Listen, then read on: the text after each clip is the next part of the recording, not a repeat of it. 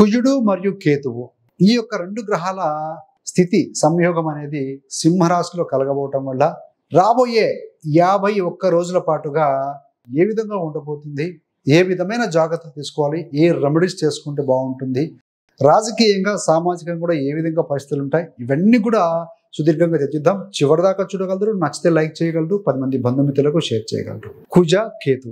మొదటిగా కుజుడు అంటే ఏంటంటే శక్తికి, ఆవేశానికి, ఫైటింగ్కి, యుద్ధానికి కారకుడు కుజుడు. కేతు ఏంటంటే వైరాగ్యం, అసహనం, అసంతృప్తి, తార్కికం లేనటువంటి నిర్ణయాలు, నిర్ణయాలు అనాలోచితంగా తీసుకోవడం, ఇలాంటివన్నీ కూడా కేతు సంబంధించిన గ్రహాలు. ఇలాంటి రెండు, ఆవేశం, దూకుడు, యుద్ధం, కొట్లాట, అనాలోచిత నిర్ణయాలు, అసంతృప్తి, ఈ రెండు గ్రహాల కలయిక అనేది సింహరాశిలో కలగబోతుంది.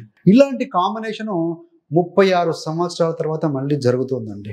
ఈ యొక్క స్థితి అనేది సింహరాశిలో జరుగుతుంది.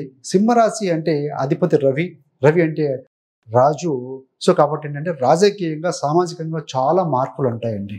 అసలు కుజ మరియు కేతు ఈ యొక్క సంయోగం అనేది ఒక విస్ఫోటక యోగం. అగ్నితత్వ రాశిలో కలిగింది కాబట్టి విస్ఫోటక యోగం అంటారు. ఈ యొక్క కుజ కేతు కాంబినేషన్ అనేది సింహరాశిలో ఉంటే, శని అనే గ్రహము అష్టమ స్థానంలో మీనంలో ఉన్నారు. శని కుజకేతుల యొక్క స్థితి అనేది 8/6 అంటారండి, అష్టషష్టకం. దీన్ని ఏంటంటే అపశకున యోగం అని కూడా అంటూ ఉంటారు. అలా ఉంది కాబట్టి ఈరోజు ఇలా చెప్పుకుంటున్నాం.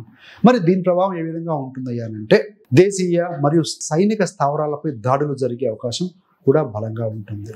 అగ్ని ప్రమాదాలు, దాడులు, విమానాలకు సంబంధించిన ప్రమాదాలు జరగటం, అగ్ని పర్వతాల విస్ఫోటనం, సునామీలు లాంటివి కూడా జరిగే అవకాశం కనపడుతుంది.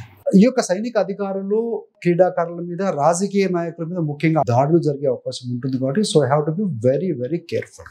కన్యా రాశి వారికి ఏంటంటే ఈ యొక్క వ్యయ స్థానంలో ఈ యొక్క కుజ కేతుల సంయోగం జరుగుతూ ఉందండి, అంటే 12వ స్థానం. మరి ముఖ్యంగా ఈ కన్యా రాశి వారికి తృతీయ అష్టమాధిపతి కదా 12వ స్థానంలో ఉన్నారు.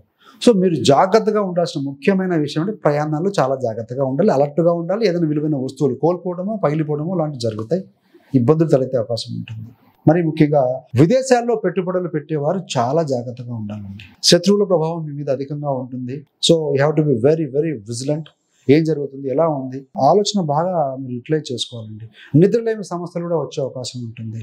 టైంకి పడుకోవడం, లేట్ నైట్ ఫుడ్ తీసుకోవడం, లేదంటే స్క్రీన్స్, ఎలక్ట్రానిక్ గ్యాడ్జెట్స్ ఎక్కువగా చూడటం, పడుకునే ముందు 1-2 అవర్స్ బిఫోర్ షట్ డౌన్ చేయడం ఉత్తమమండి.